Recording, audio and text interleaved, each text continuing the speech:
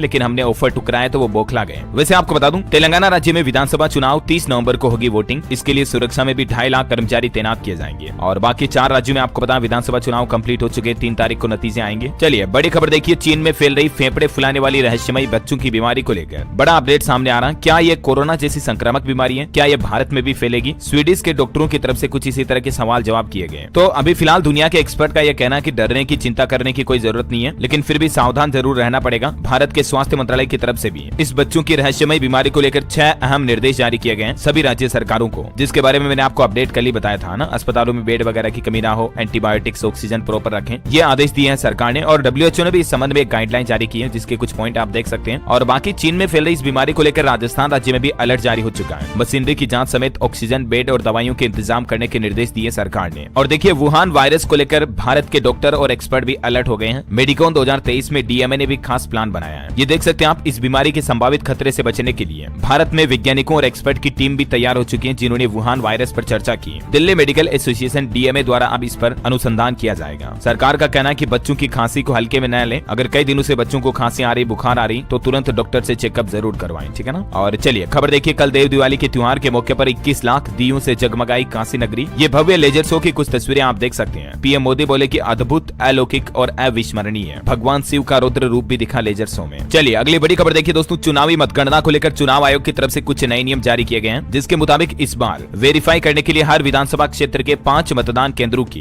EVM और VVPAT पर्चियों के वोट का मिलान किया जाएगा। और जीत के बाद प्रमाण पत्र पाने वाले उम्मीदवार को 2 घंटों का इंतजार करना होगा। रैंडम बेस पर बूथों का चयन होगा, जिनकी मशीनों की काउंटिंग और VVPAT पर्चियों की काउंटिंग को मैच किया जाएगा, ताकि ये पता चल सके कि कहीं EVM वगैरह में कोई गड़बड़ घोटाला तो नहीं हुआ, ऐसा है ना। और वहीं देखिए बड़ी खबर, उत्तर प्रदेश के मुख्यमंत्री योगी आदित्यनाथ सरकार ने हलाल सर्टिफिकेट वस्तुओं को हटाने के लिए राज्य भर की दुकानों को 15 दिन का समय दिया है, क्योंकि इस पर बैन लगाने के बावजूद अभी भी कई दुकानदार जिनके पास स्टॉक पड़ा वो इन प्रोडक्ट्स को बेच रहे हैं। तो अब CM योगी द्वारा फाइनल आदेश जारी हो चुका है। 15 दिन के बाद कोई भी दुकानदार के पास अगर हलाल सर्टिफिकेट वाला उत्पाद या वस्तुएं पाई गई तो उन पर सख्त कार्रवाई की जाएगी। इतना ही नहीं, उत्तर प्रदेश में देखिए अब लाउड नहीं होंगे स्पीकर। मुख्यमंत्री योगी के आदेश के बाद एक्शन में आई यूपी पुलिस। 3000 से भी ज्यादा लाउड स्पीकर को उतरवा दिया। CM योगी नाराज हुए तो यूपी पुलिस ने भी एक्शन लिया। एक ही दिन में धार्मिक स्थलों, मंदिर, मस्जिदों से 3000 से ज्यादा लाउड स्पीकर को हटाया गया। ये पूरे उत्तर प्रदेश में अभियान चला रखा अभी यूपी पुलिस ने। देख सकते हैं आप कुछ तस्वीरें, कुछ जगहों की आवाज कम करवाई और बाकी ज्यादातर जगहों के लाउड स्पीकर हटा दिए गए। लखनऊ समेत उत्तर प्रदेश के कई जिलों में यूपी पुलिस ने ये बड़ा एक्शन लिया। और वहीं देखिए बड़ी खबर, हरियाणा सरकार की तरफ से भी बड़ी घोषणा कर दी है। हरियाणा राज्य में अब कैंसर मरीजों को 3000 रुपए हर महीना पेंशन दी जाएगी। हरियाणा के मुख्यमंत्री मनोहर लाल खट्टर सरकार की तरफ से कैंसर रोगियों को आर्थिक मदद देने के लिए ये ऐलान किया है। और बाकी जनवरी 2024 से सभी की पेंशन 3000 रुपए कर दी जाएगी। वृद्धावस्था, विधवा वगैरह सब तरह की पेंशन बढ़ जाएगी, जिसके बारे में जानकारी मैंने आपको पहले ही बता दी थी, है ना। अभी ये कैंसर मरीजों के लिए नया ऐलान किया है। और अगली बड़ी खबर देखिए, भारतीयों के लिए खुशखबरी है। थाईलैंड और श्रीलंका के बाद अब एक और देश ने बिना वीजा ट्रेवल करने की अनुमति दे दी है। जी हाँ, थाईलैंड, श्रीलंका के बाद अब मलेशिया में भी भारतीयों को वीजा फ्री एंट्री मिलेगी। 1 दिसंबर से ये नई सुविधा मिलेगी। इसके तहत आप बिना वीजा के भी 1 महीना तक यानी 30 दिनों तक के लिए घूम पाएंगे। मलेशिया के प्रधानमंत्री अनवर इब्राहिम की तरफ से